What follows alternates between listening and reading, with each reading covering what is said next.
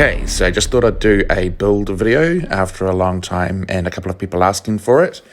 So essentially, if you've seen the videos, this is heavily a Ganker-based build, but it can 1vx. It's a little tight on resources, but you can definitely make it work, especially if you're using teleport. You can have lots of little mini breaks, which helps recover your resources.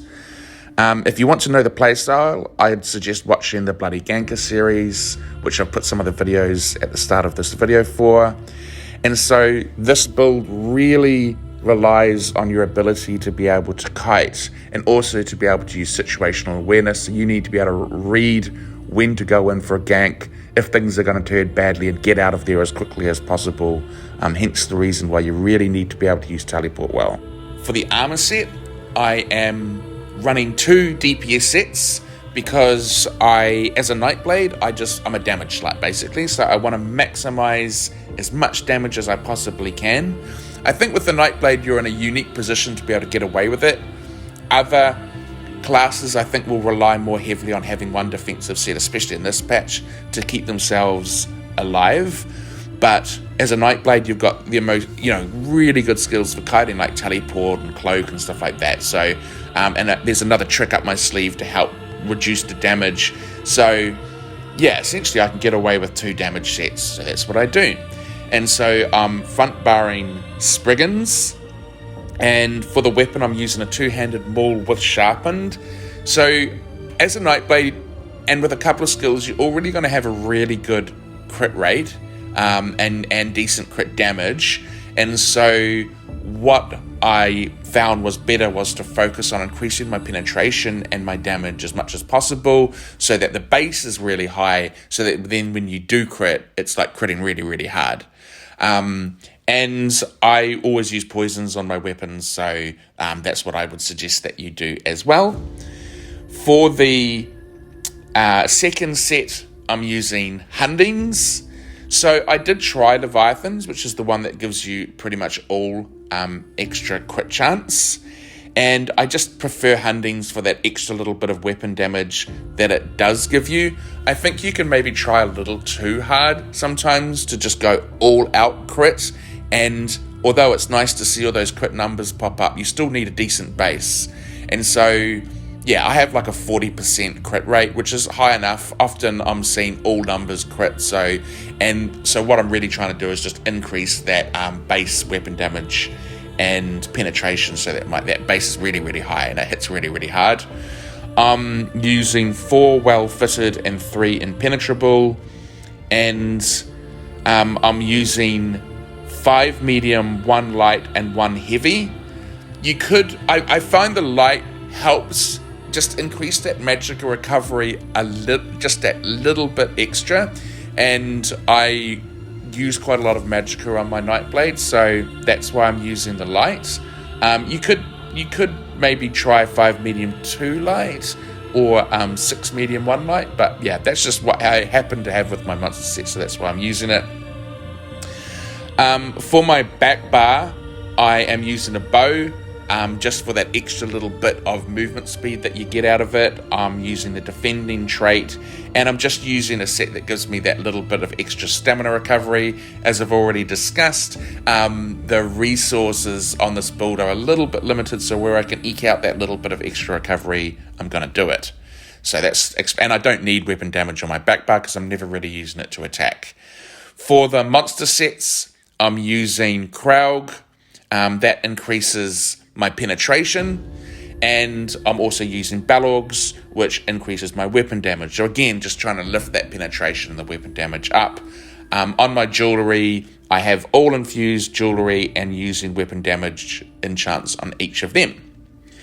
So when I show the character screen and with the ruddy buff, you can see that my weapon damage is 5,500, and that might not be as high as some builds, but you can also see that my penetration sits at 16,000. And so it really, really eats through people. Now, I've tried Nirnhorned with the Warrior Mundus Stone, so I was getting, 7,000. And I think with my other buffs, weapon damage buffs coming through, it probably would have been closer to sort of 7,500. And I found that was really good at killing soft targets. but it kind of hit a brick wall when you came across characters with quite a lot of crit resistance. And I find that by running the extra penetration and having less weapon damage, I'm not really noticing a difference. When I hit the soft targets, I still hit them hard enough to wipe them out, but now I'm hitting those targets with the extra crit resistance a lot harder and scaring the hell out of them even if I don't kill them. So that's the armor. So for the Mundus stone, I've tried the Shadow, the Warrior, and the Thief. I like them all. I wasn't too impressed with the Thief, although it does increase your crit chance. Again, I just like to have that base damage that little bit higher. The advantage with the Shadow is that it allows you, it's really important when you're a Nightblade to maximize your burst potential, and the Shadow probably does that better in that it allows you to, when you burst high with the Shadow. So I can definitely see an advantage to using the Shadow.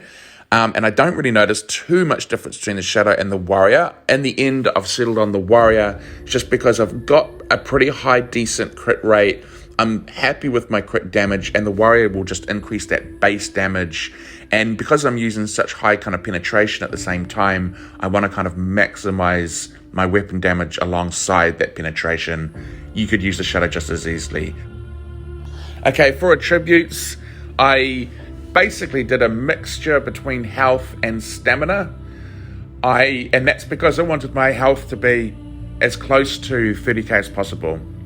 And so without sort of giving up too much on the stamina, so I've got 25k stamina and 29k health. Now that stamina is pretty low. Obviously I would like it to be a lot higher than that.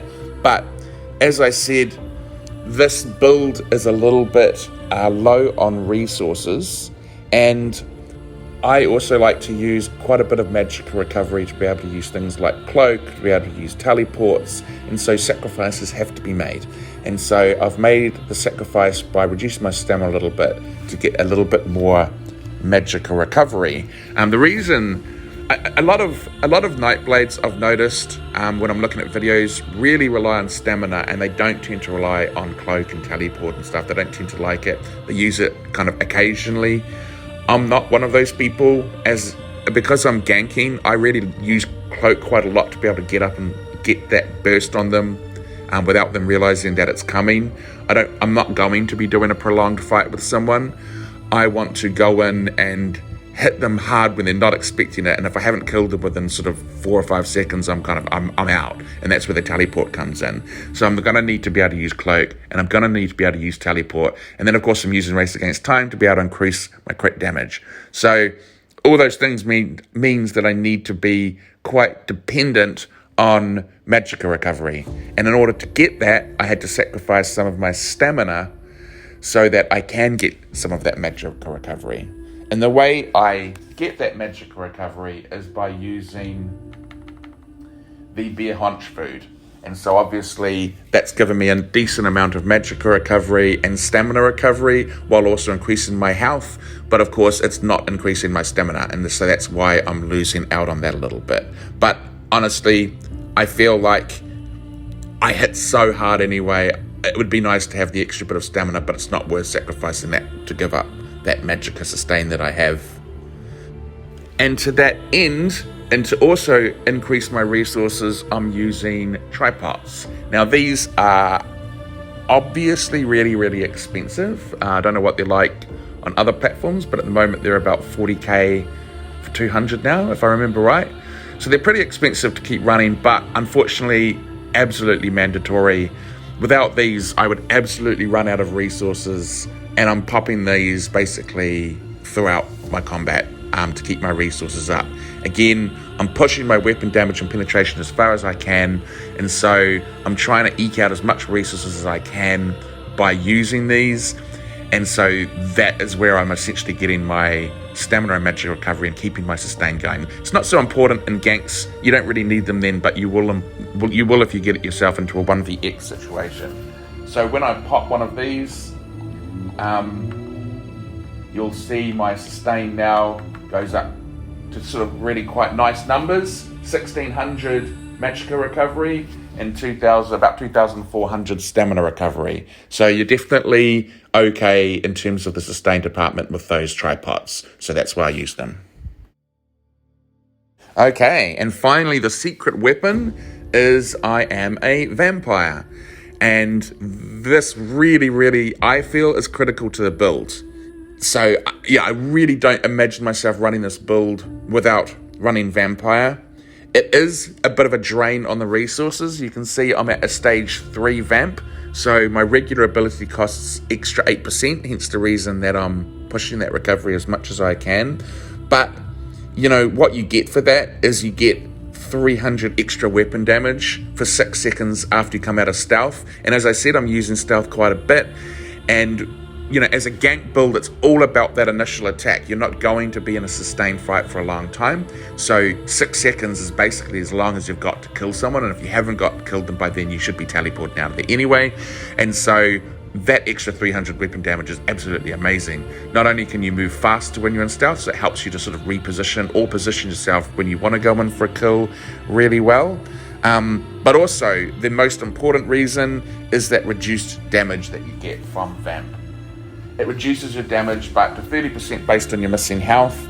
That has survived. That makes me not have to run a defensive set. It's such a good skill that it allows me to basically not die when I get into trouble, and it gives me that time I need to get away.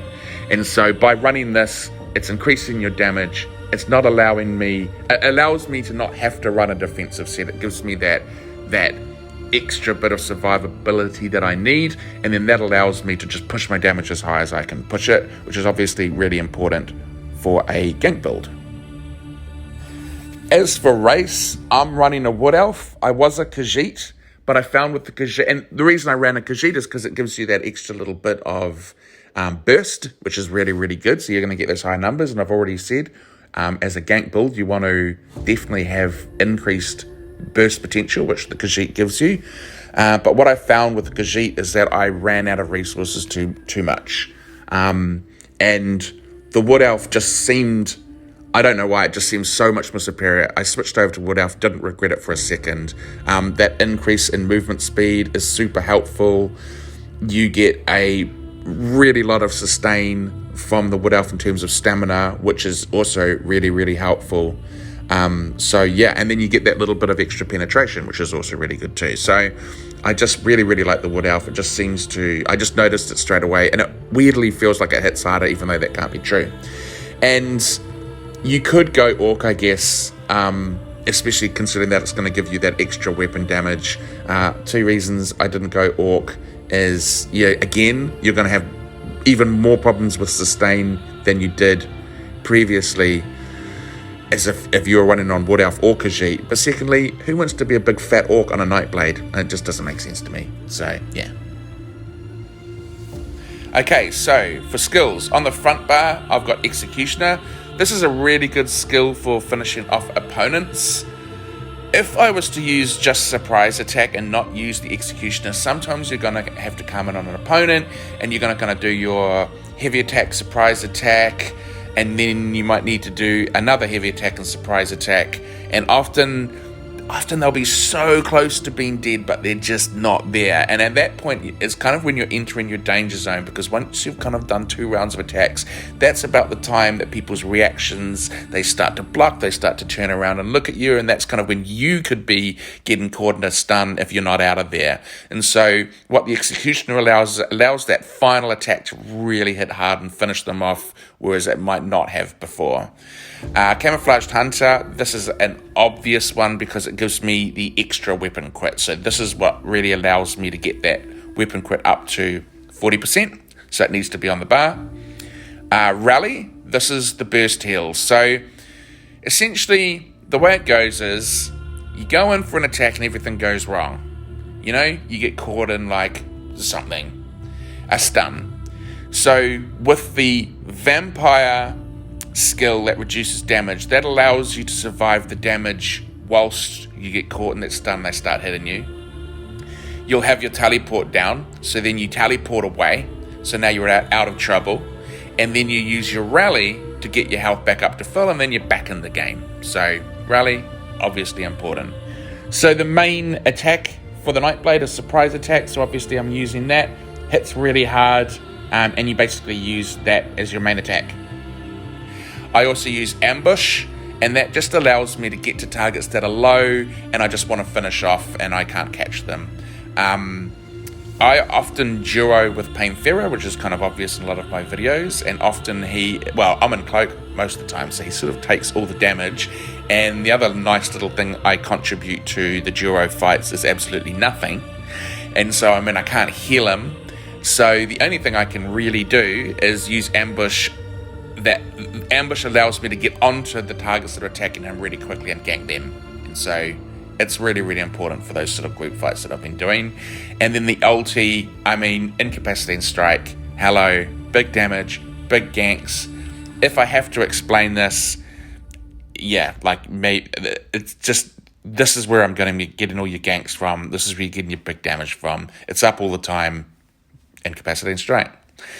So on the back bar, I'm using Race Against Time. Again, love this skill. It reduces your snares and immobilizations on you. And so that's helpful both for getting away, but also for staying on the target. So often people will try to snare you or slow you down. And so you can just pop against a Race Against the Time, and it allows you to stay on them without them kind of snaring you off them. But also it gives you extra crit damage, which is an extra 10% crit damage. So all round, it's got a lot packed into it. It's a good skill to have. Resolving Vigor. I'm a vamp, so I get basically no health recovery, and so I need the Vigor to be able to get my health back up in between opponents. So, you're fighting multiple opponents in a 1vx or something, and basically you go into 2 cloaks, and that Resolving Vigor allows you to get your health back up to full to go into your next round, so to speak. It also buffers you against damage if you get caught out. So if you get caught out in a stun and that Resolving Vigor's ticking, it will allow you to basically survive through the burst. So we've also got Cloak again. This is like Incapacitating the Strike. I'm a gank build. I like to surprise people and burst them with my damage. Couldn't do it without Cloak. Just bread and butter skill here. No other class has it, and it's just a key skill. And it's one of those key skills that basically allows us as a Nightblade just to go all in on damage, because you're not having to use a defensive set because you have things like Cloak. Relentless Focus is basically one of the most hardest hitting skills with Assassin's Scourge. So again, and it increases your crit damage. So again, it's just a no-brainer. I have it on my back bar because when it does pop up, you can hear that sound. So you can just go into your back bar and fire it off when you're ready. And Teleport.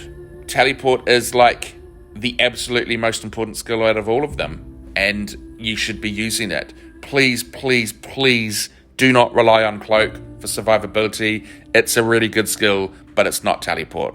And you're going to get caught in things like, if you get caught in a snare or a fossilize, you need that Teleport just to get you the hell out of trouble, and a Cloak ain't gonna cut it. So my motto has always been better to be a live coward than a dead hero, and Teleport embraces that kind of the essence of that. It allows you to cowardly run away, get yourself back together, and then come back into a fight when they're not looking again. And then for the ultimate, I'm using Barrier. Now, I'm not really using this other than for the extra 10% magical recovery that you get from it in the support tree. So there's a skill in the support tree that'll give you 10% magical recovery for every support skill slotted. And so, as I've mentioned before, I'm trying to eke out as much resources as I can. So that's why I've slotted Barrier in there. And so that's the skills. Okay, so now I'm going to cover the champion tree. Now, I'm just going to get through this quickly. I'm really just going to focus on the main skills that you slot, and then you can just put in the passives as you wish. So, I'm also not going to cover the green tree, because who covers the green tree? Okay, so, blue tree. I'm using Resilience. It gives me the extra 660 crit resist, and so that combined with the in-pen just helps a little bit more with defense. So if I do get into stun and someone's bursting me down, it just allows me to survive that long enough to be able to teleport away from there. So that's a really, really important skill. I've also just, in terms of I put more into increased crit chance, because as a Nightblade, you want to have that extra crit, which is, at 40% partly because of that skill. So the other skill I'm using is Fighting Finesse. That increases your crit damage and healing, and also Backstabbed, which also increases your crit damage when you're attacking from the back. And as a Nightblade, you're generally going to be attacking them from their back.